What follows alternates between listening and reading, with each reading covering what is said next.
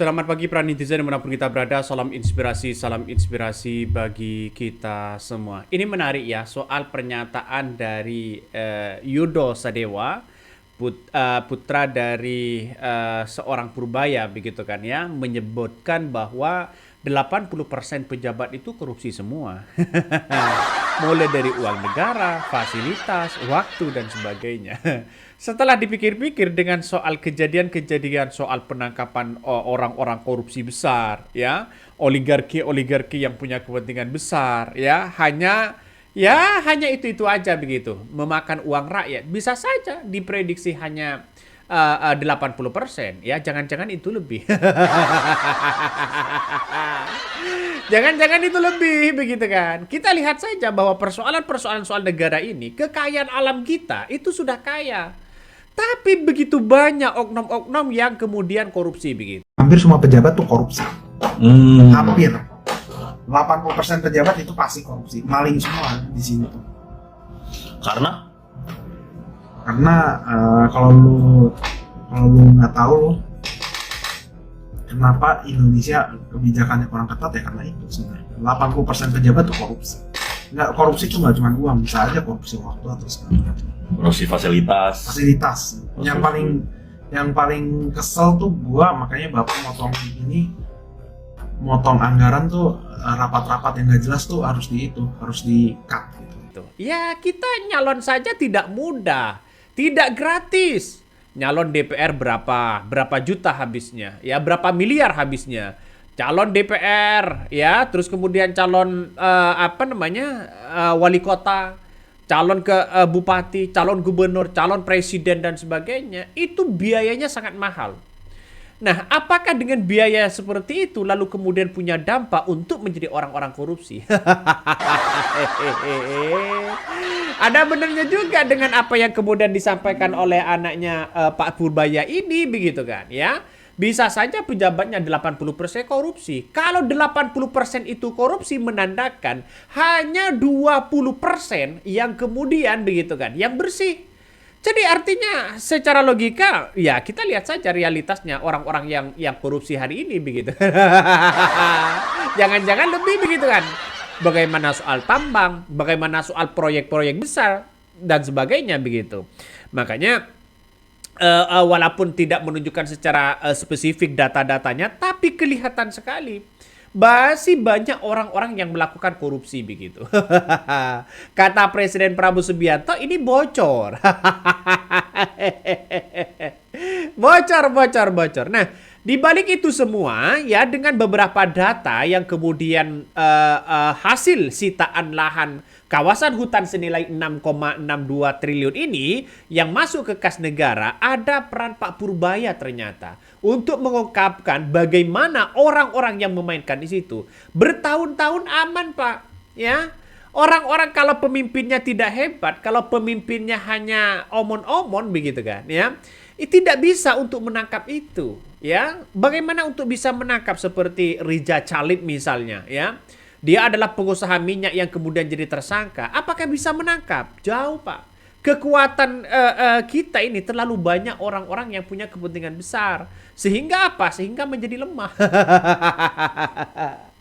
Mau presiden berapa kali pun begitu, kalau lemah tidak bisa. Coba kita lihat saja, sekarang sudah mulai diberantas. Begitu banyak korupsi-korupsi yang dilakukan, begitu banyak korupsi-korupsi yang dimainkan. Kalau melihat dengan apa yang disampaikan oleh Profesor Mahfud MD yang mengatakan bahwa negara kita ya, kalau tidak ada korupsi, tidak ada tambang ilegal, bisa saja satu warga itu setiap bulannya akan menerima uang dari negara. Bayangkan, saking kayanya alam kita. Jangan-jangan apa benar juga apa yang kemudian disampaikan oleh anaknya Yudi Sadewa ini begitu kan ya. Pak Purbaya ini begitu kan ya. Jangan-jangan ini benar begitu kan pengungkapan bagaimana 80% ya orang-orang pejabat-pejabat itu korupsi begitu. Ngeri-ngeri sedap. Nah, anaknya Pak Purbaya ini ya nama Yudo Arsiles Sadewa begitu kembali bikin heboh di mana anak Pak Purbaya menyebutkan 80% pejabat itu korupsi semua. Pernyataan Yudo ini disampaikan saat melakukan live streaming ya dengan YouTube begitu kan ya, Nice Guimo ya. Dalam podcast tersebut pada awalnya Yudo membicarakan tentang Bitcoin dan saham ya. Namun perbincangan terus berlanjut tentang cara memberantas ya judol hingga korupsi di Indonesia. Kalau kita Indonesia ini begitu sebenarnya untuk memberantas korupsi gampang begitu kan ya. Ya salah satunya harus mengeluarkan undang-undang yang namanya perampasan aset atau begitu kan ya hukum seumur hidup baru bisa. Selama tidak ada hukum itu begitu ya aman-aman aja. Yang dan sekarang korupsinya orang-orang itu lebih hebat kok begitu kan. Ya caranya pencucian uang, uang itu berputar sana sini begitu kan ya, tidak mengatasnamakan dirinya ya, tidak masuk ke rekening pribadinya. Dia perputaran uang semakin canggih, semakin pintar untuk korupsi. Kenapa? Apapun ya soal-soal yang buruk begitu kan ya, itu biasanya ada solusi.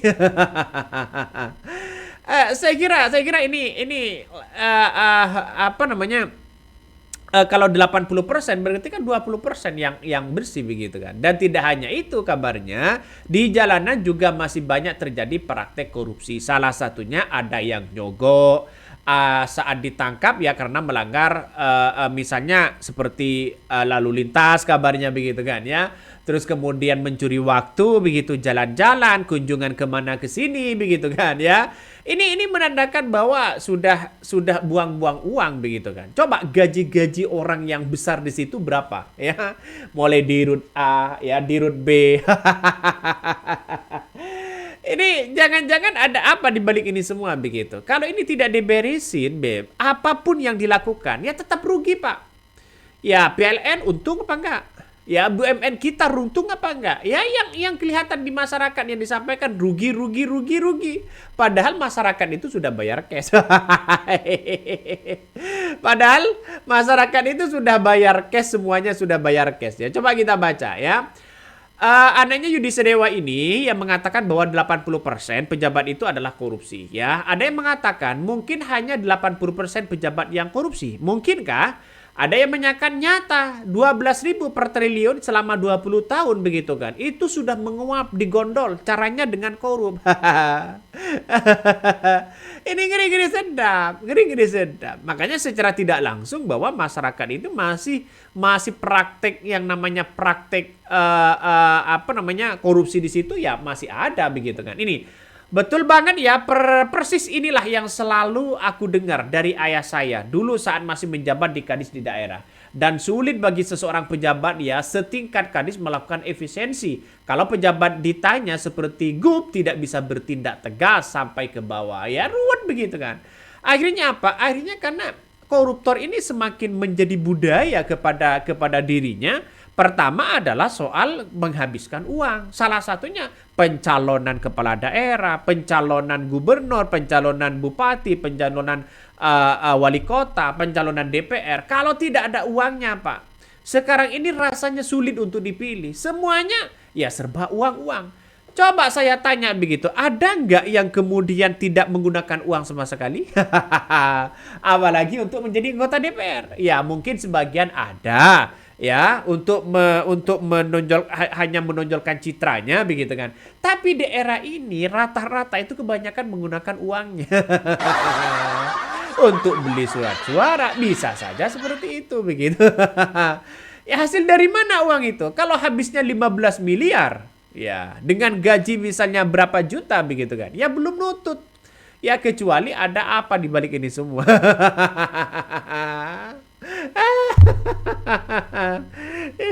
Jadi saya kira sulit ya di negara kita ini ada orang jujur itu sulit begitu. sulit. Apalagi masuk dalam dunia politik ya. Ada yang mengatakan sepertinya 20% pun nggak korupsi cuma karena belum punya peluang atau jabatan saja. Bisa saja terjadi.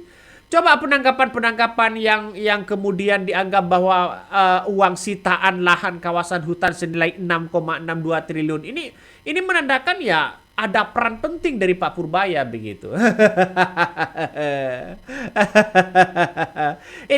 Tetapi kerusakan yang diakibatkan di satu pulau Sumatera saja sudah merugikan rakyat ya 10 kali lipat dari hasil sitaan. Ya makanya dengan adanya seperti ini, ya dengan orang-orang yang sudah melakukan kekayaan alam kita begitu kan ya, diambil ya dengan diam-diam misalnya, ya dengan embel-embel izin dan sebagainya, tapi tidak mengkaji bagaimana faktor dan dampak kepada masyarakat. Ini saya kira sampai kapanpun ini tetap bergulir begitu kan, tetap dilakukan. Saya kira dengan adanya orang-orang yang selama ini melakukan kekayaan alam kita atau mengambil kekayaan alam kita, mungkin redanya mungkin tidak seberapa, mungkin 1 tahun. Setelah 1 tahun lagi mungkin ada perizinan si A, perizinan si B dan sebagainya. Sehingga negara kita, ya kekayaan alam kita, ya dicuri oleh mereka begitu. Kan ngeri-ngeri sedap bos pada akhirnya, ya ngeri-ngeri sedap. Jangan-jangan kata anaknya Pak Purbaya, jangan-jangan benar begitu kan? Ya, dalam perbincangan ini ya terkait dengan korupsi, ya Yudo ini menjawab pertanyaan dari netizen yang menyampaikan pernyataan tentang top 5 koruptor. Yudo menyampaikan bahwa tidak hanya top 5 koruptor, bahkan menurutnya Indonesia itu hampir 80% pejabatnya korupsi. Jadi korupsi berjamaah begitu kan. Sehingga lembaga KPK tidak begitu kuat. Bisa saja intervensi. Selama ini begitu Kejagung yang mungkin sudah mulai bereaksi begitu. Tergantung dari hukumnya. Selama ini kalau tidak ada hukum seumur hidup dan aset dirampas dan tidak ada perampasan aset, saya kira tidak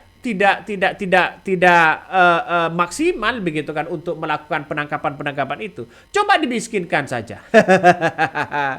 Presiden Prabowo Subianto harus berani begitu kan ya, bahwa ini harus dimiskinkan ya.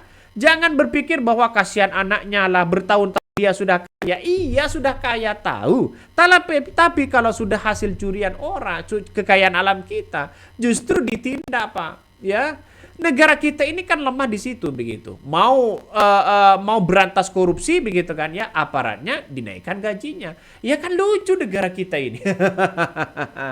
Baru dihukum seumur hidup ya, hukuman mati atau setidaknya perampasan aset lah begitu kan ya. 3 ini poinnya kalau diterapkan ya silahkan begitu. Ini akan menjadi cikal bakal kekuatan ya. Undang-undang kita begitu, hukum kita di negara kita.